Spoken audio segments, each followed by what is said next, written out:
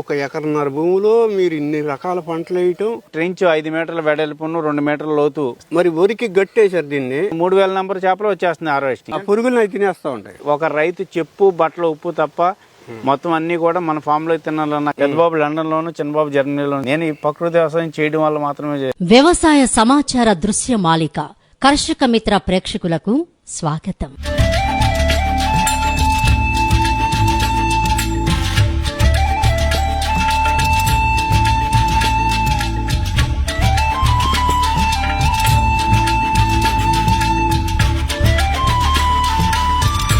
సమగ్ర వ్యవసాయానికి చిరునామాగా నిలుస్తోంది ఈ క్షేత్రం. సమస్యలు లేని లాభదాయక వ్యవసాయానికి చుక్కానిగా నిలుస్తోంది ఈ క్షేత్రం. ఇవాళ వరి సాగు చేసే రైతు 10 నుంచి 15 ఎకరాల వ్యవసాయం చేస్తే గాని కుటుంబం మనుగడ సాగించలేని స్థితి. అయితే ఈ సమగ్ర వ్యవసాయంలో ఆ పరిస్థితి లేదు. వరితో పాటు చేపలను మిశ్రమ పెంపకం చేస్తూ చుట్టూ కూడా వివిధ ఉద్యాన పంటలకు స్థానం కల్పించారు ఈ రైతు. కేవలం ఎకరన్నర భూమిలో ఏటా 1,80,000 రూపాయల నికర లాభం సాధిస్తూ నలుగురికి ఆదర్శంగా నిలుస్తూ ఉన్నారు. ఏలూరు జిల్లా ఉంగుటూరు మండలం ఉంగుటూరు గ్రామానికి చెందిన అభ్యుదయ రైతు గద్దె వెంకటరత్నం గత 6 సంవత్సరాలుగా ఈ సమగ్ర వ్యవసాయానికి శ్రీకారం చుట్టారు. పూర్తిగా సేంద్రియ సాగు పద్ధతులతో సాగును ముందుకు నడిపిస్తూ ఆర్థికంగా సత్ఫలితాలు సాధిస్తున్న ఈ అభ్యుదయ రైతు అనుభవాలను ఇప్పుడు తెలుసుకుందాం. ఈ వీడియో మీకు నచ్చినట్లయితే లైక్ చేయండి. కర్షక మిత్ర ఛానల్ ను సబ్స్క్రైబ్ చేసుకోండి.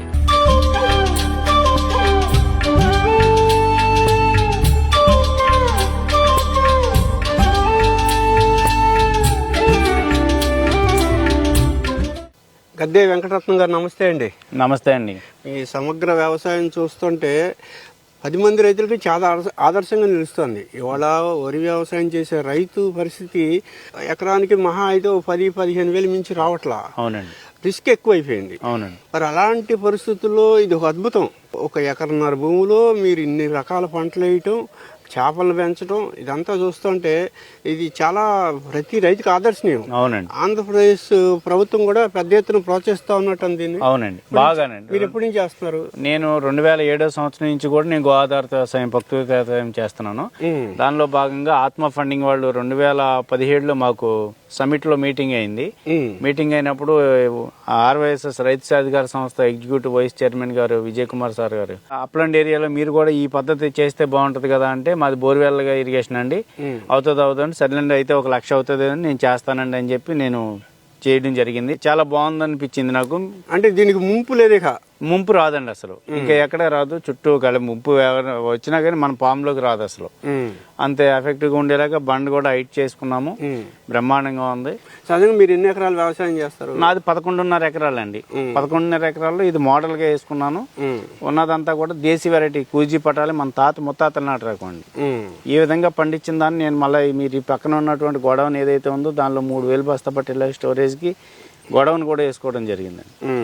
రైతుకి అందరికి కూడా మిల్లింగ్ గా మార్చి, నేను బియ్యంగా మార్చి అమ్ముతానండి, ధాన్యంగా మాత్రమే ఉన్నాను. ఈ ఎకరన్నర భూమిలో ఈ సిస్టమ్ ఎలా తయారు చేశారు మీరు? అంటే మేము ఏం చేసామంటే 70 సెంట్లు వరి చేనుకు వదులుకున్నాము. ఇవి కూడా దేశీ వెరైటీస్ పండించుకోవడం జరుగుతుంది. అదే విధంగా ట్రెంచ్ 5 మీటర్ల వెడల్పును 2 మీటర్ల లోతు ట్రెంచ్ పెట్టుకున్నాము. ఇందులో 4 రకాల చేపలు ఉన్నాయండి. శీలావతి, కట్ల, కొరమేను, రూప్చందు, అలాగా 4 భాగాలు. అవి కూడా కొరమేను అనేది కింద ఉంటుంది. ఇవన్నీ కూడా లేయర్లుగా ఉండటం వల్ల మనకి చెరువు కూడా మాకు 3,000 నెంబర్ వేసుకున్నాం అనుకోండి, 3,000 నెంబర్ చేపలు వచ్చేస్తుంది హార్వెస్టింగ్. ఒక్కటి కూడా మార్టాలిటీ ఉండట్లేదు. ఏం చేద్దంటే మాకు కంటామినేషన్ లేదు, అన్ని కూడా ప్రకృతి సిద్ధంగా మేము చేస్తున్నాము. 3,000 రూప్చంద్ వేసామండి, ఒక 150 ఏమో కట్ల వేసాము, 150 శీలావతి, ఒక 60-70 కొరమేను ఉన్నాయి. నెంబర్ చాలా ఎక్కువ కదండి. ఎక్కువైనా మనకి ఏమంటే లోతు ఉండటం వల్ల మనకి ఇబ్బంది లేదండి. మనం ఇవన్నీ కూడా ప్రకృతి సిద్ధంగా వేస్తున్నాం కాబట్టి వాటికి డివో ప్రాబ్లం కానీ ఏ డిసీజ్ కూడా ఏమీ రావట్లేదు. 2 మీటర్లు అంటే దాదాపు 6.5 అడుగులు లోతు. అవునండి. 5 మీటర్లు అంటే 15-16 అడుగులు వెడల్పు. అవునండి. మామూలుగా ఎకరం భూమిలో 2200 వరకు వేస్తారు అవునండి. సుమారుగా. అవును. 1800 శీలావతి, ఒక 300-400 కట్టలు వేస్తారు. అవునండి. మీరు దాదాపు 2 ఎకరాల పంటను ఒక దాంట్లోనే వేసారు. అవునండి. ఇబ్బంది లేదా? ఇబ్బంది లేదండి. మాకు ఒక్కటి కూడా మార్టాలిటీకి రాలేదండి ఇప్పటి వరకు. ఎన్ని వేసామో అన్ని నంబరింగ్ మాకు హార్వెస్టింగ్ వచ్చేస్తాం. మరి వరికి గట్టేశారు దీన్ని. అవునండి. అంటే ఇంతకు ముందు ఏమేం చేసామంటే ఈ గట్టు ఉండేది కాదండి, చేపలు లోపలికి వెళ్ళాయి. అవును. కానీ మనం ఏమవుతుందంటే ఇది దమ్ము చేసినప్పుడు, ట్రాక్టర్తో దమ్ము చేసినప్పుడు, లేబుల్ చేసినప్పుడు ఇదంతా వెళ్ళి మళ్ళీ ట్రెంచ్ పూడిపోతుంది. మనం ప్రతి సంవత్సరం మెయింటెనెన్స్ ఉండకూడదన్న కాన్సెప్ట్తో చిన్న గొట్టేసుకున్నాం. కందకం తవ్విన మట్టి ఏదైతే ఉందో దాన్ని ఒక 6 మీటర్ల వెడల్పు బండిగా నిర్మించుకోవడం జరిగింది. ఓ, అటు మెట్ట పంటలకి, మాగాణికి, చేపలకి అన్నిటికీ అనువైన వాతావరణం. ఇప్పుడు దీని మీద మేము 2 పక్కలని నాటుకోళ్లు పెట్టాలండి. నాటుకోళ్లు పెడితే అదే లీటర్ దీనికి మేతగా, ఇంకా మనం బయట నుంచి కూడా వేరే మేత వేయకోకుండా నాటుకోళ్లను కూడా దీని మీద పెట్టడం జరుగుతుంది. చుట్టూ పరిస్థితి ఏంటండి? చుట్టూ మనం ఏం చేసామంటే అండి 40 సెంట్లు దానిలో 700 అరటి చెట్లు వేయడం జరిగింది. అదేవిధంగా ఒక 80 కొబ్బరి మొక్కలు, మామిడి, సపోటా, దానిమ్మ, వివిధ రకాల పండ్ల మొక్కలు అన్నీ కలిపి 50 రకాల మొక్కలు మేము ఈ గట్టు మీద వేసుకోవడం జరిగింది. కావాలా పాలు తాగుతావా?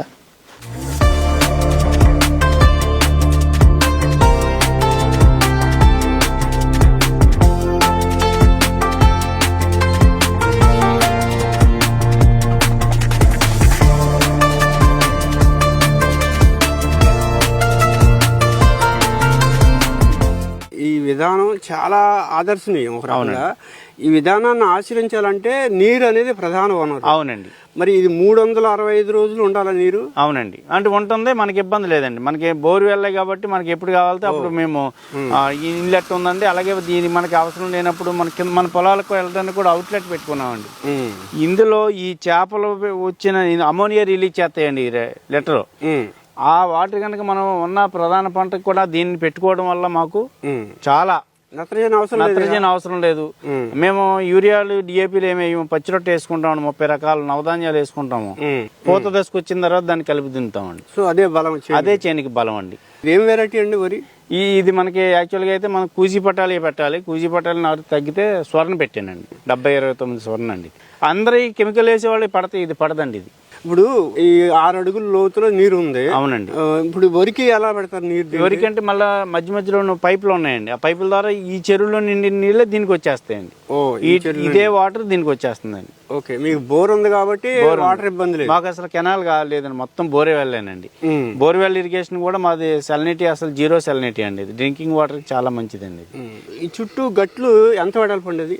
కింద 6 మీటర్లు ఉంది, పైకి వచ్చేటప్పటికి 4.5 మీటర్లు వస్తుంది. సో ఏమేమి వేశారు మొక్కలు దానికి? దాని మీద కొబ్బరి ఉందండి, అరటి ఉంది, మామిడి ఉంది, సపోటా ఉంది, దానిమ్మ ఉంది, బొప్పాయి ఉంది, మునగ ఉంది, జామ్ ఉంది, డ్రాగన్ ఫ్రూట్ ఉంది, అంజూరా ఉంది, సీతాఫలం ఉంది, రామఫలం ఉంది, లక్ష్మణ ఫలం ఉంది, స్టార్ ఫ్రూట్ ఉంది, నాగపూర్ కమలా ఉంది, యాలక్కాయ మొక్కలు ఉన్నాయి, తోటకూరలు, ఆకుకూరలు అన్ని రకాలు కూడా మనం ఈ గొట్టు మీద మనకి ఒక రైతు చెప్పు, బట్టలు, ఉప్పు తప్ప మొత్తం అన్ని కూడా మన ఫామ్ లో తినాలన్న కాన్సెప్ట్ తోటి మేము దీన్ని ఏర్పాటు చేస్తాం. మన ఇంటికి అవసరమైన అన్ని పండించుకుంటాం. మిగిలిన ఉంటే మార్కెట్ చేసుకుంటాం. ఇప్పుడు మొదట్లో ఇప్పుడు అరటేసి దగ్గర 4-5వ సంవత్సరం అండి ఇది. ఇంకా హార్వెస్టింగ్ అన్ని అయిపోయినాయి, ఇంకా చివరి దశకు వచ్చేసినాయండి. వీటిని కూడా అయిపోయిన తర్వాత తీస్తాం. ఏంటంటే ప్రధాన పంట మళ్ళీ కొబ్బరి వచ్చేస్తుంది. ఈ మధ్యలోనేమో పాదులు, ఆకుకూరలు ఇవన్నీ పెట్టుకునేవాళ్ళం. ఇంకా నీడగా ఎక్కువ అవుతుంది కాబట్టి ఇంకా అరటి తీసేస్తామండి. మళ్ళీ మధ్యలో ఇప్పుడు మళ్ళీ అరటిలో కూడా ఎర్ర చక్కెరకేళి, తెల్ల చక్కెరకేళి, కూర అరటి, కర్పూర అన్ని రకాలు కూడా ఉన్నాయండి. మళ్ళీ వినాయక చవితికి కావాల్సిన పత్రి రకాలు అన్ని కూడా ఇక్కడ ఉన్నాయి. 50 వివిధ రకాల పండ్ల మొక్కలు అయితే, ఆకుకూరలు అయితే 50 రకాలు ఉన్నాయండి ఈ గట్టు మీద. సో మీ అభిరుచికి అనుగుణంగా మీరు ఈ ఫామ్ తీర్చిదిద్దుకున్నారు. అవునండి. నేను ఎక్కడికైనా వెళ్ళానంటే బయటికి నాకు ఏదైనా మొక్క నచ్చిందంటే తెచ్చి ఫామ్ లో వేసేస్తాను.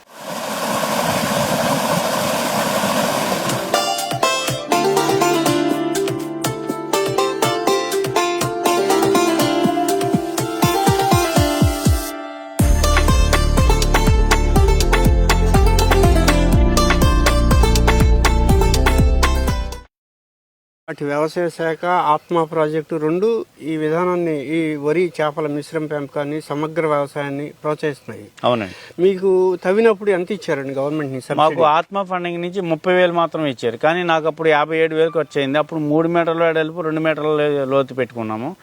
నాకేమనిపించిందంటే అప్పుడు చేపలు పెరగడానికి స్పేసింగ్ సరిపోవట్లేదు. అప్పుడు మళ్ళీ 1,27,000 అయిందండి. మళ్ళీ ఇంకో పెద్ద మిషన్లు పెట్టుకుని మళ్ళీ దీన్ని ట్రెంచ్ని మళ్ళీ ఎక్స్టెన్షన్ చేసుకున్నాం. ఫస్ట్ ఉన్న మొక్కలు ఉంటే ఇంకా చాలా బాగుండేదండి. మళ్ళీ ఎక్స్టెన్షన్ చేసినప్పుడు చాలా మొక్కలు డ్యామేజ్ అయిపోయినాయి. నేను అది నష్టం అనుకోలేదు, ఇదొక అనుభవం అనుకున్నాను. ఇప్పుడు ఇలా చేసుకున్న తర్వాత చాలా బాగుందండి.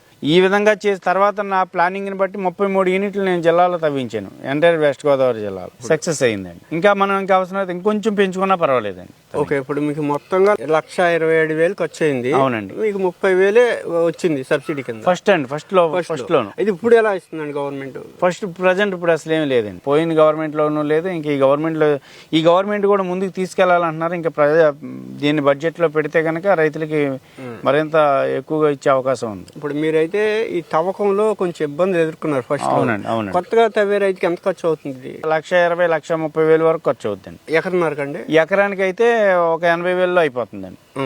మనది ఎకరన్నర యూనిట్ కాబట్టి నాకు ఎక్సెస్ అయింది. మాకు అనుభవం లేక బంగారు తీగేసాం. బంగారు తీగేస్తే ఇది అది గట్టు మొత్తం కలిపేసినాయండి చేన్ని. బంగారు తీగ ఇప్పుడు నేను ఏం చేసామంటే ఈ విధంగా ఏం చేస్తాయి, గట్టు దొలిచేస్తుందండి. అది మొత్తం గట్టు దొలిచేసుకుని మొత్తం చేను ఇది ఇప్పుడు ఈ గట్టు ఉందంటే నాకు 10 బంగారు తీగలు ఉంటే ఈ గట్టు మొత్తం తీసేస్తాయండి. ఆ గట్టు కూడా దొలుచుకొచ్చేస్తాయి. అంచేత బంగారు తీగ వేయలేదు. శీలావతి కట్ల వేయకూడదండి. ఈ సిస్టమ్ గా చేసుకున్నప్పుడు బంగారు తీగ వేయకూడదు. మొత్తం చెరువుగా ఉన్నప్పుడు బంగారు తీగ వేసుకోవచ్చండి. కొరమేన వేయచ్చండి. కొరమేన బురదలో పెరుగుతుంది, బురదలో ఉంటది. మళ్ళా దానిలో కూడా మనం సేఫ్టీ ప్రికాషన్ తీసుకోవాలి. ఈ కొరమేన వేసినప్పుడు చిన్న సైజు చేప వేసామంటే అది తినేస్తూ ఉంటుంది. రూప్ చెంది ఎడల్పుగా ఉంటుంది కాబట్టి అంత ఇబ్బంది లేదు. అదే తెల్ల చేప అయితే దానికంటే చిన్నగా ఉన్న వాటిని తినేస్తుంది.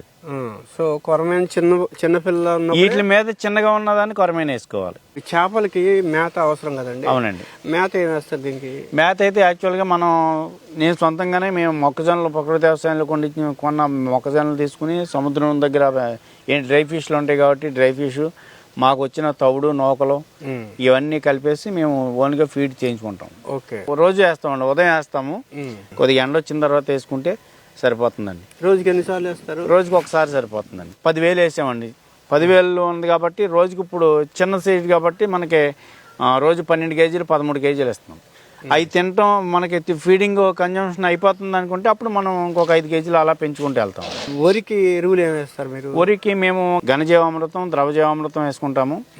ఆ ఘనజీవామృతం, ద్రవజీవామృతం వేసుకుని చీడపీడలు వస్తే కనుక మేకతెన ఆకులు 33 రకాలు ఉన్నాయండి. వేప, గానుగ, సీతాఫలం, ఉమ్మెత్త, కరివేరు, నీలవేం, ముషిని, బూతులసి, ఆముదం, జిల్లేడు ఇలాగా ఈ ఆకులతోటి మేము నీమాస్త్రం, అగ్నాస్త్రం, దశపర్ణి కషాయం, బ్రహ్మాస్త్రం ఇలా కషాయాలు, వివిధ రకాల కషాయాలు పురుగులకి తెగుళ్ళకినేమో, తెగులు వస్తేనేమో ఇంగువ ద్రావణం, అలాగే యాపగింజల కషాయం, ఇవన్నీ కూడా ప్రకృతిలో దొరికే ఆకులు అలములతోటి దేశీ ఆవు మూత్రంలో మరగబెట్టి వాటితోటి మేము కషాయాలు అన్ని కూడా తయారు చేసుకోవడం జరుగుతుంది. చాలా స్టిఫ్ గా ఉంది. చాలా రకంగా ఈ వరి చేపల మిశ్రమ పెంపకంలో దీనికి దోమపోటు గానీ, కాండం తొలిచే పురుగు బెడద గానీ ఉండదంటారు? ఏమీ లేదండి. చేపలు సంచరిస్తే. అవునండి. చేపలు కూడా యాక్చువల్ గా కూడా వస్తాయండి. ఇందులోకి వస్తా ఉంటే మధ్యలో గ్యాప్లు ఇచ్చాము, మధ్యలో వస్తా ఉంటే వచ్చేసి మళ్ళీ ఇందులోకి వచ్చేస్తాయి. ఆ పురుగులు తినేస్తా ఉంటాయి. మొత్తం పురుగులన్నీ కూడా తినేస్తాయండి. మధ్యలో ఇప్పుడు 4 చోట్ల ఉన్నాయండి, గ్యాప్లు ఉన్నాయి. ఆ గ్యాప్ లోంచి చేపలు వస్తాయి, తిరుగుతాయి. మళ్ళా వాటర్ కొంచెం తగ్గుతుందని ట్రెంచ్లోకి వచ్చేస్తాయి. దోమలు కానీ ఏమీ ఉండవండి, మనకేం ఇబ్బంది లేదు. మరి చుట్టూ గట్లు వెంబడి ఉంది కదండి, దానికి కూడా మీరు ఏ విధంగా అంతే మొత్తం అన్నిటికీ అదే పద్ధతి అండి. పంచగవ్య ఉంది, కోడిగుడ్డు నిమ్మరసం ఉంది, చేప బెల్లం ద్రావణం ఉంది. ఇవన్నిటితోటి అలాగే వీటితో పాటుగా మేము బయోకల్చర్స్ కూడా తయారు చేసుకుంటామండి. బ్యాక్టీరియా కల్చర్స్ 12 చేసుకుంటాం. Pseudomonas, azotobacter, phosphobacteria, PSP, ISP, zinc, potassium, magnesium, manganese, silicon, boron, ఈ బ్యాక్టీరియా కల్చర్స్ చేసుకుని జీవామృతం 3 రోజులు ఫెర్మెంటేషన్ అయిన తర్వాత ఒక్కొక్క లీటర్ పోసుకుని ఒక రోజు ఫెర్మెంటేషన్ అయిన తర్వాత 5వ రోజున మేము ప్రధాన పంటలకి అన్నిటికీ, మొక్కలకి, గట్ల మీద మొక్కలకి అన్నిటికీ వేస్తాం. అదేవిధంగా చెరువుకు కూడా నెలకు ఒకసారి 200 లీటర్ల జీవామృతం వేయడం జరుగుతుంది. ఘన జీవామృతం కూడా నెలకే ఒక 100 కేజీలు ఈ చెరువుకు కూడా వేయడం జరుగుతుంది. ఇది కూడా ఎందుకంటే ప్లాంక్టన్ డెవలప్ అవుతుంది. తర్వాత మనం ఈ పంచగవ్య కూడా నెలకు 3 లీటర్లు ఇస్తామండి. 3 లీటర్లు ఇవ్వడం వల్ల ఏమవుతుందంటే ఈ మన తెల్ల చేపలు ఏవైతే ఉన్నాయో కట్ల శీలావతి పట్టుకుంటే వెండిలాగా మెరిసిపోతూ ఉంటాయండి. ఈ కూడా చాలా యాక్టివ్గా ఉంటాయి. ఏమి రోగ నిరోధక శక్తి పెరుగుతుంది వీటికి. ఏ చీడపీడలు ఏమీ రాదండి. నేను 10,000 పిల్లలు వేస్తే మళ్ళీ హార్వెస్టప్పుడు కరెక్ట్గా లెక్క పెట్టుకుని 10,000 వచ్చారు. ఒక రోజు కూడా ఎక్కడ తిరిగిన ఒక చేప కూడా బయకి రాదు. కంటామినేషన్ అనే పదానికే తావు లేదండి అసలు. పూర్తిగా ప్రకృతి దేశీయ ఆవులు, గిరి ఆవులు. ఆ మాత్రం ఇప్పుడు మాకు చేపల చెరువు, రొయ్యల చెరువులలో వచ్చి లీటర్ 5 రూపాయలకి మూత్రం కొనుక్కెళ్తారు. ఏంటంటే వాళ్ళకి చెరువులు డిసీజ్ రాకుండా ఉండడం కోసం అలాగే ఫ్రాన్స్ కల్చర్లో మోల్టింగ్ అవటం కోసం ఫీల్డ్లో కలుపుకొని చేసుకుంటున్నారు. మీ ఎన్ని గిర్రావులు ఉన్నాయండి? మనకి మొత్తం చిన్న పెద్ద 7 సాల్తీలు ఉన్నాయండి. 7 ఉన్నాయి.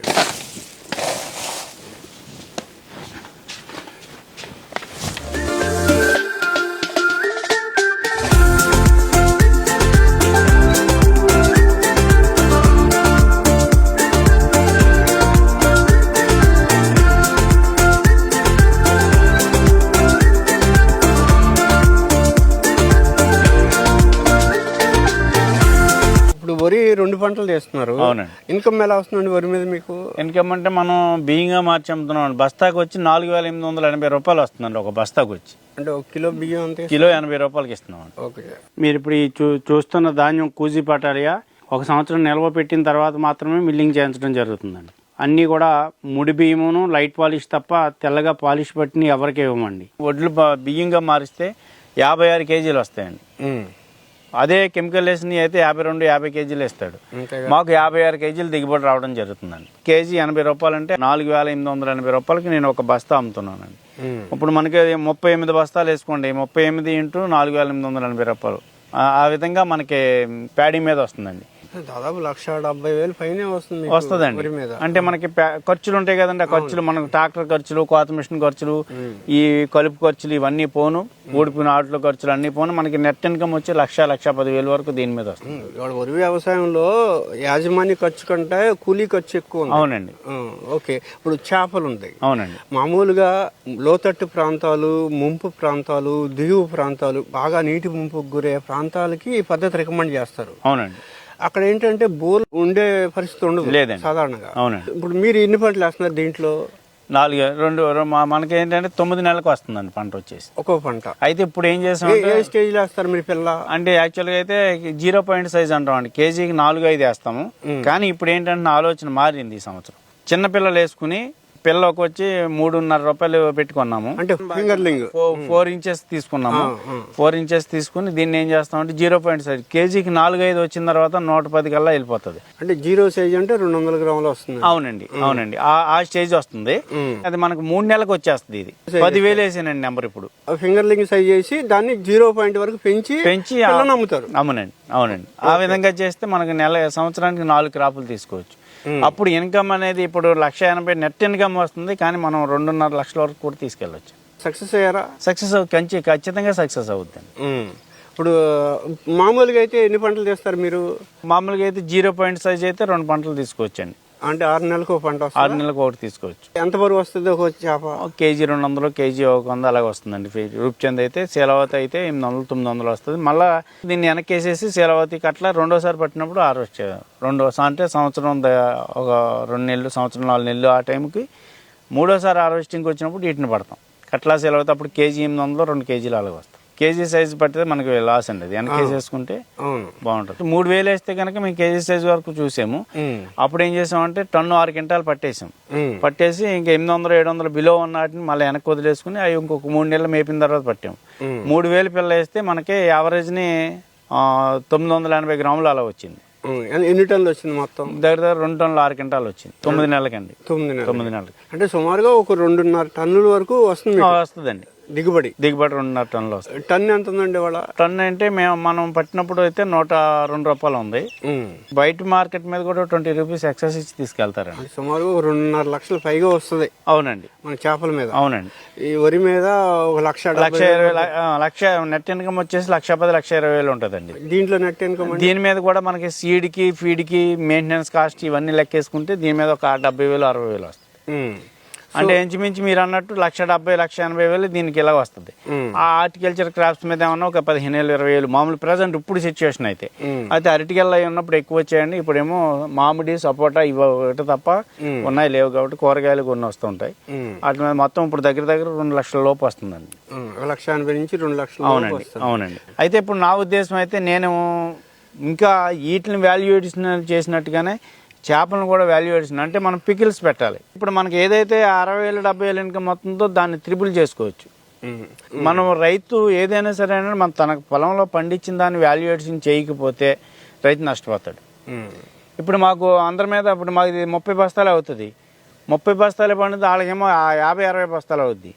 కానీ వాళ్ళు పెన్నా కాగితం పుచ్చుకొని రాసుకుంటే మా మీద కూడా వాళ్ళకి ఇంకా లాస్ అవుతుంది.